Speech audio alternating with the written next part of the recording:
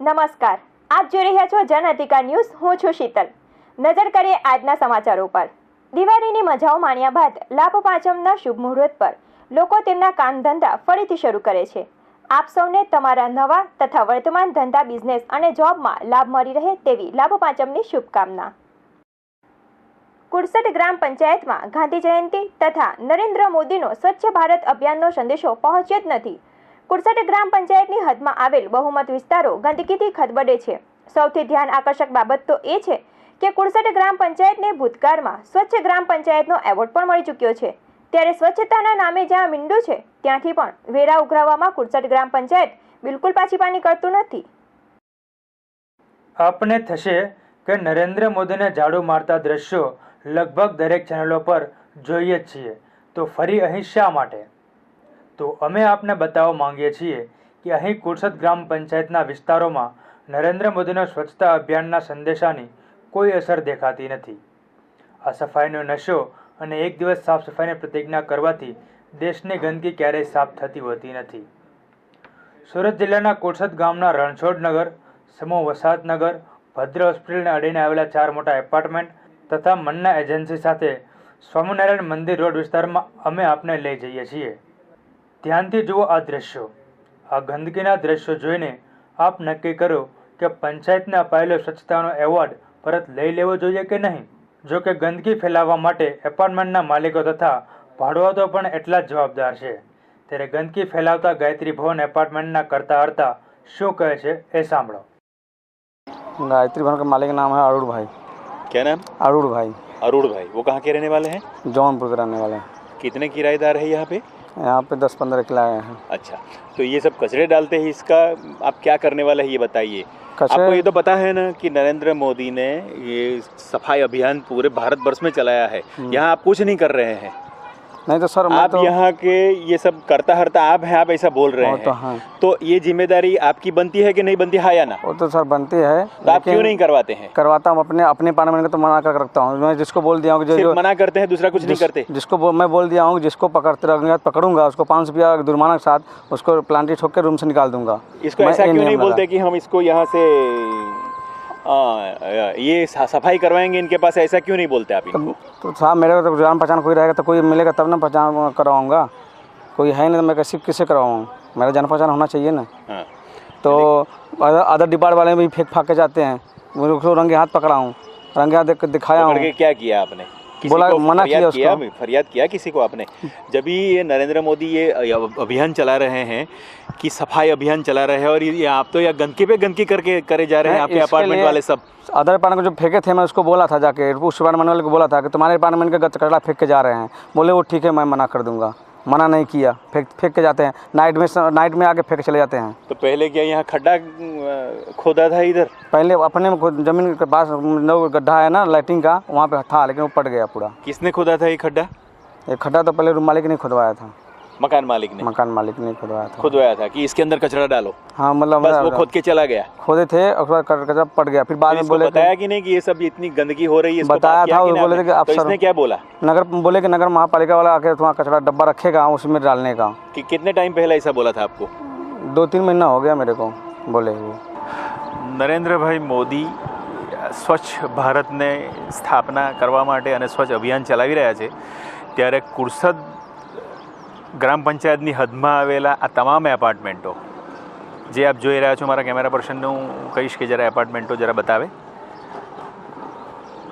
આ એપાર્ટમેન્ટ પણ બતાવો, આ પણ બતાવો. બરાબર. અને આ એપાર્ટમેન્ટ પણ.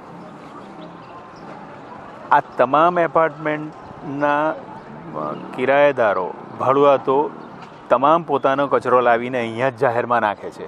કુરસદ ગ્રામ પંચાયત તરફથી આ બાબતની અંદર કોઈ કાર્યવાહી કરવામાં નથી આવી અને આજ દિન સુધી એ બાબતમાં ફરિયાદ પણ કરી હોય એવું અમને લાગતું નથી. જ્યારે પણ જ્યારે અત્યારે હાલ જ્યારે નરેન્દ્ર મોદીનું અભિયાન જ્યારે ચાલી રહ્યું છે ત્યારે અહીંયા એની કોઈ પણ અસર અહીંયા જોવા મળતી નથી.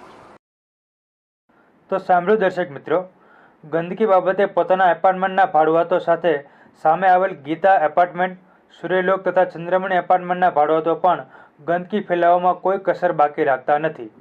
એક હકીકત અનુસાર સૂર્યલોક, ચંદ્રમણી તથા રહેણાંક મકાન માલિકોએ મળમૂત્રના નિકાલ માટે ખાળકૂવા જ બનાવ્યા નથી. આ તમામ એપાર્ટમેન્ટનું મળમૂત્ર સીધું ગટરની પાઇપલાઇનમાં છોડી દેવામાં આવતું હોય છે. આ બાબતે આ વિસ્તારના કુરસદ પંચાયતના સભ્ય શાંતિલાલ પટેલનો ફોન નંબર 9979761911 ઉપર સંપર્ક કરતા બહારગામ હોવાથી 2 દિવસમાં આવી ગંદકી ફેલાતા મકાન માલિકો સામે સત્વરે પગલાં ભરવાનો સધિયારો આપ્યો હતો. કુરસદ ગ્રામ પંચાયતના તલાટી કમ મંત્રી કે પંચાયત સભ્યોમાં સફાઈ અંગેની સૂઝ નથી કે પછી જાણે જોઈને સફાઈ બાબતે આંખ આડા કાન કરે છે, એ તો કુરસદ પંચાયતનું તંત્ર જ જાણે. બાકી કચરાપેટી મૂકવાની સૌજન્યતા પણ દાખવવામાં આવી નથી. કેમેરા પર્સન પ્રકાશ સાણુકે સાથે ગૌતમ પટેલનો અહેવાલ, જન અધિકાર ન્યૂઝ કીમ.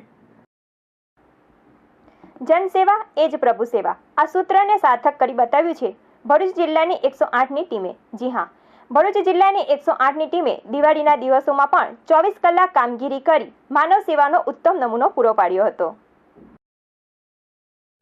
દિવાળીના દિવસોમાં હર કોઈ રજાની મજા માણતું હોય છે, પરંતુ ત્યારે કેટલાક લોકો માનવ સેવાને જ પોતાનો ધર્મ સમજી તેમાંથી જ આનંદ મેળવતા હોય છે. આવી જ સેવાભાવી લોકોની ટીમ એટલે ભરૂચની 108ની ટીમ. જી હા, જ્યારે હર કોઈ દિવાળીની છુટ્ટીઓનો આનંદ માણી રહ્યા હતા, ત્યારે ભરૂચ જિલ્લાની 108ની ટીમે 24 કલાક સેવા પૂરી પાડી હતી. સામાન્ય દિવસોની તુલનામાં દિવાળીના દિવસોમાં દાઝી જવાના બનાવોની સાથે મારામારી, અકસ્માતો સહિતના બનાવોમાં નોંધનીય વધારો જોવા મળતો હોય છે. આવા સંજોગોમાં છેવાડાના ગામડાના લોકોની હાલત કફોડી બની જતી હોય છે. આ ગામડાના રહીશોએ ઈજાગ્રસ્તોને સત્વરે સારવાર માટે અત્યાર સુધી સ્થાનિક અને નજીકના સરકારી આરોગ્ય કેન્દ્રો પર નિર્ભર રહેવું પડતું હતું. જો કે તેમને આરોગ્ય કેન્દ્ર સુધી સમયસર પહોંચવા માટેની સુવિધાઓના અભાવે માનવ જીવનને બચાવવા માટે પણ ભારે મુશ્કેલીઓનો સામનો કરવો પડતો હતો. પરંતુ 108ની સેવા કાર્યરત થતાં આવા કિસ્સાઓમાં દર્દીઓને સત્વરે સારવાર મળી રહે છે. અને ભરૂચ જિલ્લાની 108ની ટીમ દ્વારા 24 કલાક દિવાળીના દિવસોમાં પણ સેવા પૂરી પાડવામાં આવી હતી. સાથે સામાન્ય દિવસોની તુલનામાં દિવાળીના તહેવારમાં દર્દીઓની સંખ્યામાં પણ 20થી 25% વધારો જોવા મળ્યો હતો. 108ની ટીમ તરફથી આખા દિવાળી તહેવારના દરમિયાન ભરૂચ જિલ્લાના દરેક લોકો સુખ શાંતિથી દિવાળીનું તહેવાર ઉજવી શકે એ બદલ અમારી ટીમ વતી અમે લોકોએ ખાસ તૈયારી કરીને આ 22થી 26 તારીખ સુધીમાં 24 કલાક આ અવિરત સેવા ખડે પગે ઊભી હતી. અને એ તહેવાર દરમિયાન કોઈને ખાસ ઈજા ના થાય એની ખાસ કાળજી, એટલે સ્પેશિયલી દવાઓ બી અમે વ્યવસ્થિત એક્સ્ટ્રા એડિશનલ દવાઓ મંગાવીને રાખેલી હતી. આ તહેવાર દરમિયાન ટોટલ રોડ અકસ્માતના એક્સિડન્ટના કેસ આશરે 111ની આજુબાજુ હતા, જે રોડ ટ્રાફિક એક્સિડન્ટ કહેવાય. એમાં એસોલ્ટ એટલે મારામારીના બી કેસ નોંધાયા હતા 14 જેવા. પછી મીઠાઈઓ ખાવાથી કે કોઈ નાના મોટા ફૂડ ઇન્ફેક્શનના 14 જેવા કેસ હતા. પછી ઇન્ફન્ટમાં કોઈ ઇન્ફેક્શન નાની મોટી બીમારીના બીજા 9-10 કેસ નોંધાયા હતા. આમ ટોટલ આ દિવાળી તહેવાર દરમિયાન અમે લોકોએ 350 જેવા કેસ આમાં આ તહેવાર દરમિયાન નોંધીને અમે લોકો બધાને સુખાકારી દિવાળી નીવડે એ રીતે અમે ખૂબ જ પ્રયાસ કર્યો. કોમન દિવસ કરતાં કેટલા લોડ વધારે હતું? કોમન દિવસ કરતાં 20થી 25% વધારે હતું ટોટલ. ભરૂચ જિલ્લાની 108ની ટીમે દિવાળીની રજા સાઇટ પર મૂકી જનસેવા એ જ પ્રભુ સેવા સમજી કાબિલે તારીફ કામગીરી પૂરી પાડી હતી. સચિન પટેલ, જન અધિકાર ન્યૂઝ, ભરૂચ. ભરૂચના શ્રમજીવી પરિવારની 3.5 વર્ષીય બાળકી ગુમ થઈ જતા ચકચાર મચી ગઈ છે. પોલીસે અપહરણનો ગુનો નોંધી તપાસ શરૂ કરી છે. દિવસે બેવડી ને રાત્રે ચોગણી વધતી મોંઘવારી વચ્ચે મધ્યમ વર્ગીય પરિવારની સ્થિતિ પણ દયાજનક બની જતી હોય છે. ત્યારે બિચારા શ્રમજીવીઓનું તો પૂછવું જ શું. આખો દિવસ કાળી મજૂરી કરી પેટ્યું રહેતા આ શ્રમજીવી પરિવારને જાણે આટલું ઓછું હોય તેમ વધુ એક દુઃખોનો પહાડ આવી પડ્યો છે. ભરૂચની પુનિતનગર સોસાયટી પાસે ખુલ્લા પ્લોટમાં રહેતા આ દુવારિયા પરિવારની 3.5 વર્ષની દીકરી કિરણ છેલ્લા 2 દિવસથી ગુમ છે. દીકરીની ઘણી તપાસ કર્યા બાદ અંતે તેના પિતા કેશુરભાઈએ પોલીસનો સહારો લીધો. કેશુરભાઈએ પોલીસ ફરિયાદમાં કિરણનું અપહરણ કોઈ અજાણ્યા સ્ત્રી પુરુષે કર્યા હોવાનું જણાવ્યું છે. ત્યારે પોલીસે પણ પિતાની ફરિયાદના આધારે કિરણને ઝડપથી શોધી કાઢવાની કવાયત હાથ ધરી છે. ભરૂચ શહેર એ ડિવિઝન પોલીસ સ્ટેશન વિસ્તારમાં એક કિરણબેન નામની બાળકી 3.5 વર્ષની અપહરણ થયા અંગેની ફરિયાદ દાખલ થયેલ છે. તેના પિતાશ્રીએ આ બાબતે ફરિયાદ દાખલ કરેલી છે અને તેમના જણાવ્યા મુજબ કોઈ સ્ત્રી પુરુષ તેને લઈ ગયેલાનું તેમણે લખાવેલ હતું, પરંતુ આ બાબતે હજુ પોલીસ ઘનિષ્ઠ તપાસ ચલાવી રહી છે. એ ડિવિઝનના પોલીસ ઇન્સ્પેક્ટર તથા PSI શ્રી સતત આ બનાવની તપાસમાં ચલાવી રહ્યા છે અને તેઓ આ બાબતે કરજણ અને ત્યાં વિસ્તારમાં જે હકીકત મળતા ત્યાં પણ એક ટીમ તપાસમાં જઈને આવેલ છે. હજુ વધુ તપાસ ચાલુ છે અને બાળકીને શોધી કાઢવાના તમામ પ્રયત્નો કરેલા છે. બાળકોની ઉઠાંતરીના કિસ્સાઓ દિન પ્રતિદિન વધતા જ જાય છે અને પોલીસ પણ તેને રોકવામાં અસમર્થ જણાય છે. ત્યારે શ્રમજીવી પરિવારની દીકરી કિરણના અપહરણના કિસ્સામાં શું બહાર આવશે તે જોવું રહ્યું. સચિન પટેલ, જન અધિકાર ન્યૂઝ, ભરૂચ. કામરેજ નજીક નેશનલ હાઈવે નંબર 8 પર કાર અને બાઇક વચ્ચે અકસ્માત સર્જાયો હતો, જેમાં બાઇક પર સવાર 3 વ્યક્તિઓના ઘટના સ્થળે જ મોત થયા હતા. સુરતના પૂણા કુંભારિયા ખોડિયાલ સ્ટ્રીટ ખાતે રહેતી રમીલાબેન મનહરભાઈ કંથારિયા, સુરતના કતારગામ ખાતે આવેલી લક્ષ્મીનગર સોસાયટીમાં રહેતી તેમની પુત્રી કલ્પનાબેન કિશોરભાઈ સુરતી તથા જમાઈ કિશોરભાઈ દુર્લભભાઈ સુરતી અને 5 વર્ષની પૌત્રી મહેશ્વરી કિશોરભાઈ સુરતી સાથે મોટરસાયકલ સ્પ્લેન્ડર પર સોમવારના રોજ સાંજે 6:30 વાગ્યાના સુમારે પૂણા કુંભારિયાથી નીકળી કામરેજ તાલુકાના ધોરણ પારડી ખાતે રહેતી રમીલાબેનની અન્ય પુત્રી છાયાબહેન રાકેશભાઈ પરમારને ત્યાં જવા નીકળ્યા હતા.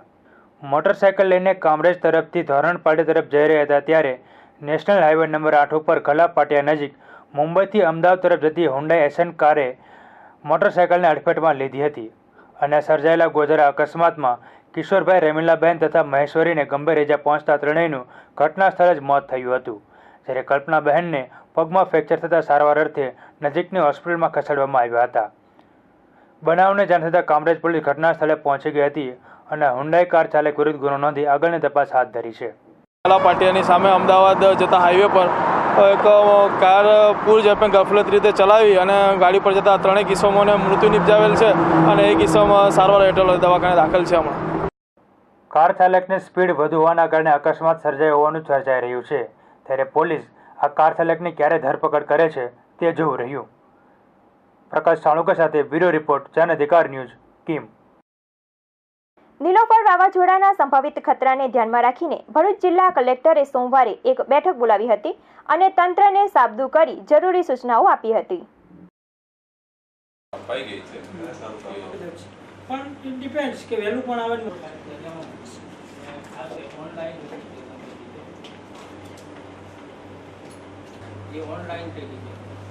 ઇન્ડિયન મેટ્રિયોલોજીકલ ડિપાર્ટમેન્ટ તરફથી ફોરકાસ્ટિંગ આવેલ છે, જેમાં નીલોફર નામનું સાયક્લોન આપણા ગુજરાતના દરિયા કિનારે આવવાની શક્યતા છે.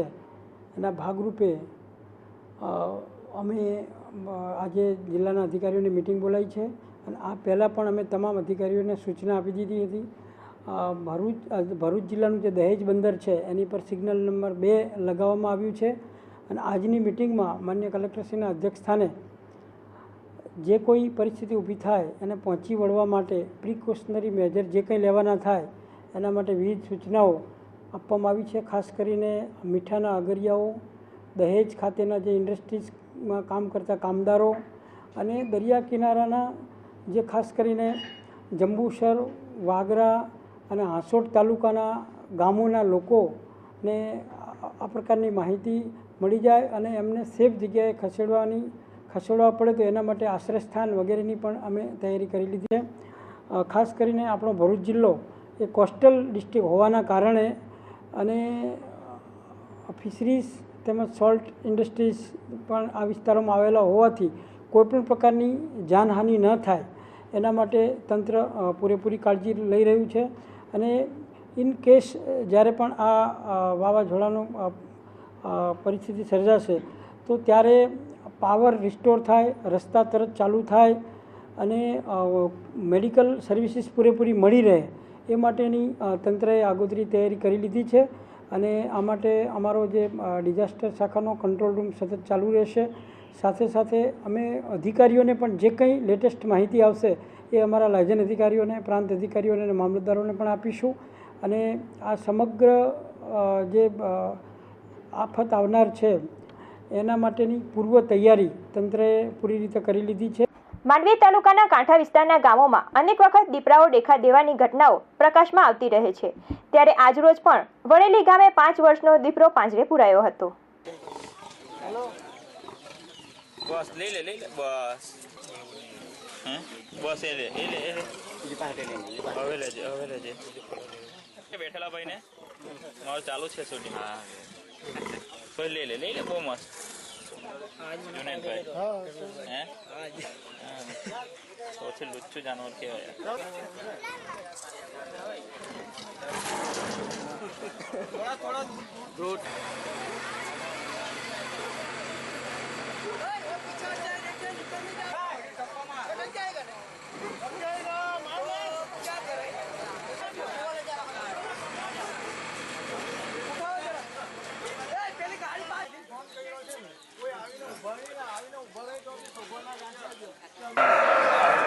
આ છેલ્લા 1.5 વર્ષમાં અમારા ફાર્મ પરથી 13મો દીપડો પડ્યો છે. જંગલ ખાતાવાળાને અમે જાણ કરીએ છીએ છતાં બી એ લોકો સમયસર આવતા નથી ને પાંજરા બી સરખી હાલતમાં મૂકતા નથી. 12મો દીપડો પડ્યો છે ત્યારે અમે એ લોકો બાંહેધરી આપી છે કે અમે મારણ આપશું, અમારો માણસ દેખરેખ રાખશે, છતાં પણ કોઈ માણસ એ લોકોને આપતો નથી, મારણ બી આપતા નથી. અને દીપડો પડે ત્યારે અમારે જાતે જ મહેનત કરવી પડે છે. એને પાડવા માટે પાંજરા બી આ બાજુ તે બાજુ ખસેડવું પડે છે. આ લોકોને કોઈ માણસ અમને સપોર્ટ કરવા તૈયાર થતા નથી. કિમ રેલવે સ્ટેશન પર સોમવારે મોડી રાત્રે 2 વાગ્યાના સુમારે ટ્રેન અડફટે આવતા 32 વર્ષીય અસ્થિર મગજના યુવાનનું મોત થયું હતું. રેલવે પોલીસે અકસ્માત મોતનો ગુનો નોંધી વધુ તપાસ હાથ ધરી છે.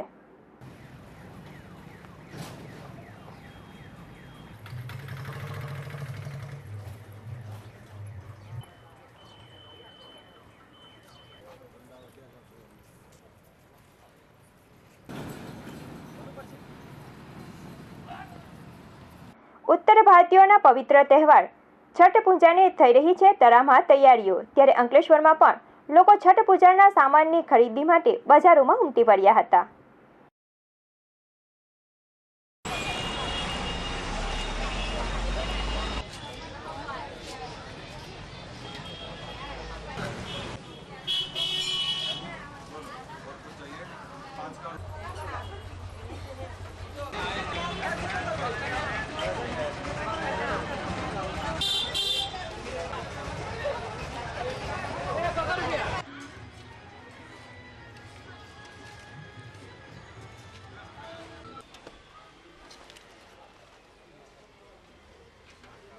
हम लोग छठ पूजा की अभी बहुत धूमधाम से तैयारी कर रहे हैं. हम 20 साल से यहाँ पे छठ पूजा मना रहे थे. हमको तालाब की बहुत कमी थी, अर्घ देने में हमें बहुत तकलीफ हो रहा था. तो हमारे धारासभ्य श्री ईश्वर भाई पटेल ने उन्होंने अपने ग्रांड से और हम लोगों ने कुछ अपनी लोक फाड़ा दे करके ये अभी जो तालाब देख रहे हैं, अभी हम लोगों ने ये तालाब बनाया है. आज ये करीब 2 महीने से काम चालू है. ये तालाब अभी बन के तैयार हो गया है और काम चालू भी है. और हम सभी लोगों से विनती करते हैं कि छठ पूजा में सभी लोग यहाँ पे आवे और अच्छी तरह से अपना छठ माता का पूजा करें, सूर्य देव का यहाँ पे अर्घ करें. और आज हम लोग सभी लोग आज नाग पंचम को मार्केट में पूजा के लिए पूरी तैयारी कर रहे हैं. फल प्रसाद सब खरीद रहे हैं. कल हम लोग यहाँ पे छठ का पूजा करेंगे, धूमधाम से पूजा करेंगे. सूर्य देव को कल शाम को हम लोग अर्घ करेंगे. फिर उगता सूरज को परम दिवस पूजा करेंगे. उसके बाद हम प्रसाद का वितरण करेंगे. हम जो है सभी नागरिकों को अपने तरफ से बधाई देता हूँ कि सभी लोग यहाँ पे आएँ और पूजा करें. ये हमारी शुभकामना शुभेच्छा. આ હતા અત્યાર સુધીના સમાચાર. નવા તેમજ તાજા સમાચારો સાથે ફરી મળીશું. ત્યાં સુધી તમે જોતા રહો જન અધિકાર ન્યૂઝ. નમસ્કાર.